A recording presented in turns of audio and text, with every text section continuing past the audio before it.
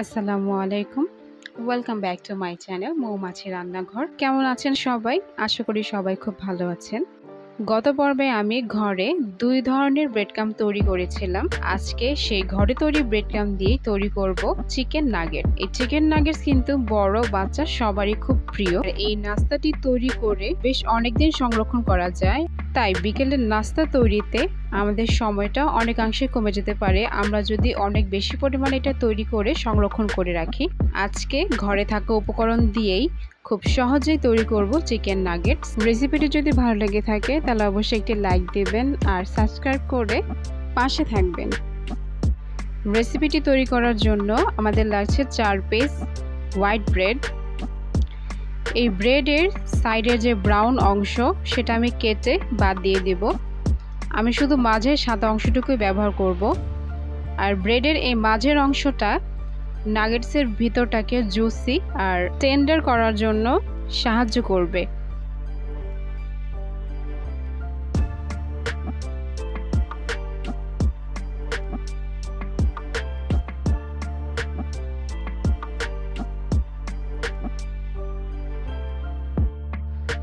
আমি ব্রেডগুলোকে এরকম ছোট ছোট টুকরা করে কেটে নিয়েছি। এখানে আমি প্রায় 1 কাপ মুরগির বুকের মাংস নিয়েছি এবং মাংসটাকে ছোট ছোট পিস করে কেটে নিয়েছি। এখন আমি সেই টুকরো করে রাখা ব্রেডগুলোকে খুব ভালো করে ব্লেন্ড করে নিয়েছি।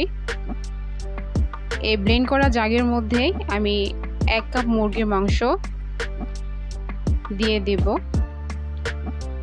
এখানে দিয়ে দিচ্ছি 1 টেবিল চামচ লাইট সয়া সস, 1/2 টেবিল চামচ আদা বাটা আর 1/2 টেবিল চামচ রসুন বাটা।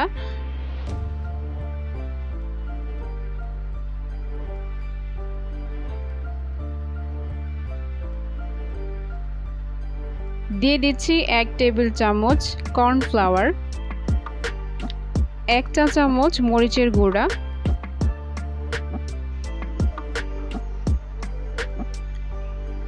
1 টেবিল চামচ টমেটো সস।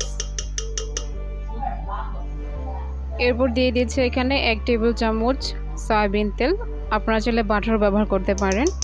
আর স্বাদ মতো লবণ ব্যবহার করে আমি এই সবগুলো উপকরণকে ব্লেন্ড করে নেব।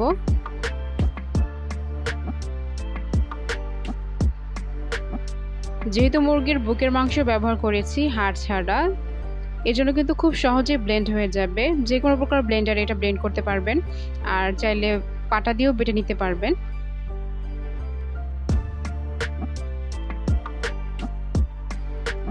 একবার ব্লেন্ড করার পর এখানে আমি সামান্য চিনি ব্যবহার করব। চিনি দিয়ে আমি খুব ভালোভাবে আরেকবার ব্লেন্ড করে নেব। আমার ব্লেন্ড করা হয়ে গিয়েছে। মাংসগুলোকে খুব সুন্দর করে ব্লেন্ড করে নিয়েছি।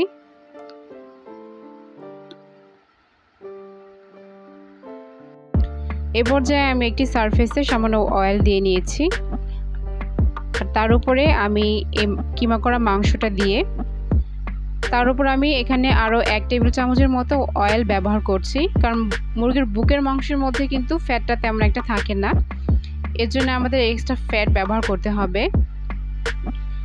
তেল দেওয়ার পর আমি খুব ভালোভাবে মথে নিচ্ছি যাতে সবগুলো উপকরণ আরও খুব ভালোভাবে মিশে যায়। আমি প্রায় 4 থেকে 5 মিনিট এটাকে খুব ভালো করে মথে নিয়েছি। এই পর্যায়ে মাংসের সেই ডোটাকে আমি এই সারফেসের মধ্যে একদম ইভেনলি ছড়িয়ে দেব, যাতে কোনো জায়গা পাতলা না থাকে, সব জায়গা যাতে সমানভাবে পুরো থাকে। আর কতটুকু পুরুত্বে আপনারা নাগেটসগুলো তৈরি করতে চান সেটা সম্পূর্ণ আপনাদের উপর নির্ভর করছে। আমি সামান্য মোটা রাখছি। এখন আমি একটি চাকুতে সামান্য অয়েল নিয়ে সাইডের অংশগুলো কেটে নিচ্ছি যাতে সবগুলো একদম ইকুয়াল সাইজের আমি তৈরি করতে পারি।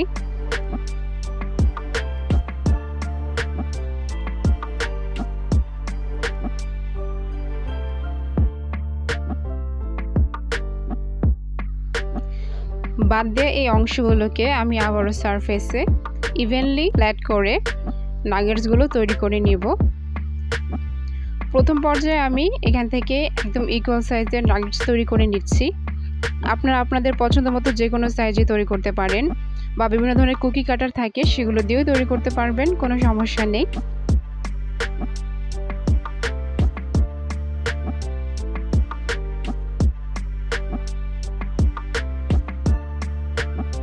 আমি এভাবে তৈরি করে নিচ্ছি সবগুলো।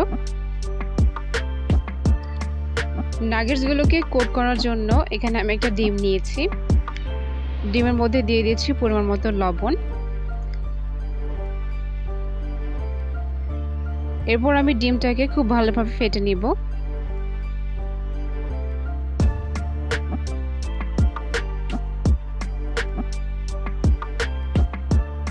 কোট করার জন্য ডিম, ময়দা আর আমি নিয়েছি এখানে রেড ব্রেড ক্রাম্বস। এই রেড ব্রেড ক্রাম্বস দিয়ে ভাজলে নাগেটসগুলো একটু গাঢ় খয়েরি রঙের হয়। আমার কাছে একটু কালারফুল জিনিসই খুব ভালো লাগে।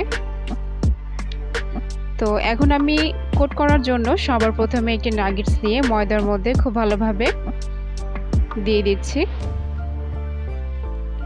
এরপর এক্সেস অংশটা ঝেড়ে নিব। এরপর আমি ডিমের মধ্যে দিয়ে দিচ্ছি। ডিমের মধ্যে দিয়ে কিন্তু বেশিক্ষণ রাখা যাবে না। দিয়ে খুব ভালো করে কোট করে বাকি অংশটুকু ঝেড়ে আমি ব্রেড ক্রাম্বসের মধ্যে দিয়ে দিব। এরপর খুব ভালো করে কোট করে নিব, যাতে চারপাশ খুব সুন্দর করে কোটিং করা হয়ে থাকে। এটা খেয়াল রাখতে হবে, নাহলে কিন্তু খুলে খুলে পড়ে যেতে পারে। সম্পূর্ণ প্রসেসটা আমি আরও একবার দেখিয়ে দিচ্ছি।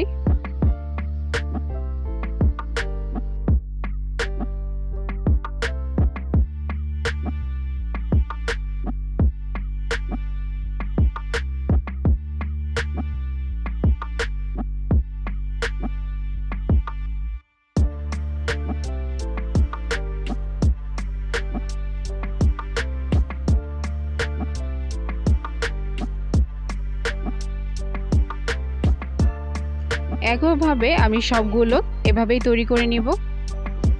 নাগেটসগুলো সংরক্ষণ করার জন্য আমি একটি প্লাস্টিকের বক্স নিয়েছি। এর মাঝে নাগেটসগুলো দিয়ে দিচ্ছি।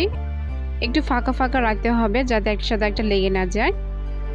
আর এর উপরে আমি একটি পেপার ব্যবহার করছি যাতে একটার সাথে একটা লেগে না যায় আর ভাজতেও সুবিধা হয়। এরপর আমি বক্সটা ঢেকে দিয়ে ডিপ ফ্রিজে রেখে দিব। নাগেটসগুলো ভাজার জন্য এখানে আমি লোহার কড়াই ব্যবহার করছি। আপনারা চাইলে যে কোনো প্রকার কড়াই ব্যবহার করতে পারেন, তবে খেয়াল রাখতে হবে যাতে নিচে লেগে না যায় ভাজার সময়। তেলটাকে আমি ভালো করে গরম করে নিয়েছি মিডিয়াম লো হিটে। এরপর আমি নাগেটসগুলো দিয়ে দিয়েছি। মিডিয়াম হিটে রেখে আমি ধীরে ধীরে এই নাগেটসগুলোকে ভেজে নেব সময় নিয়ে। যেহেতু মুরগির বুকের মাংস ব্যবহার করছি, তাই ভাজতে বেশি সময় প্রয়োজন হবে না। তবুও আমি লো মিডিয়াম হিটে রেখেই ভাজবো, কারণ যদি অনেক বেশি ফ্লেম দিয়ে দিই সেক্ষেত্রে উপরের অংশটা খুব তাড়াতাড়ি কালার এসে পড়বে আর ভেতরটা কাঁচা রয়ে যাবে। এর জন্য লো মিডিয়াম হিটেই সময় নিয়ে এইগুলোকে খুব সুন্দর করে ভেজে নিতে হবে। ভাজার সময় এগুলো ফুলে উঠবে। তো আমি উল্টিয়ে পাল্টিয়ে খুব সুন্দর করে ভেজে নিচ্ছি।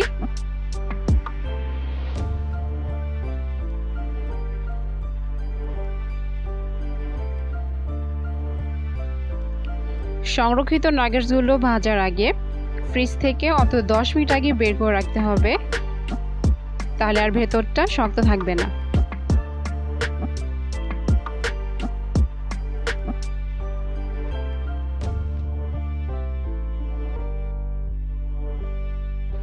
নাগেটসগুলো ভাজা হয়ে গিয়েছে।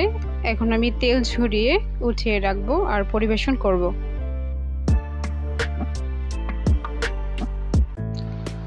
আশা করছি আজকের এই সহজ রেসিপিটি অবশ্যই বাসায় ট্রাই করবেন আর কমেন্ট সেকশনের মাধ্যমে জানিয়ে দেবেন কেমন লাগলো আজকের এই রেসিপিটি। আজকে এই পর্যন্তই। আশা করছি সবাই খুব ভালো থাকবেন, সুস্থ থাকবেন। আল্লাহ হাফেজ।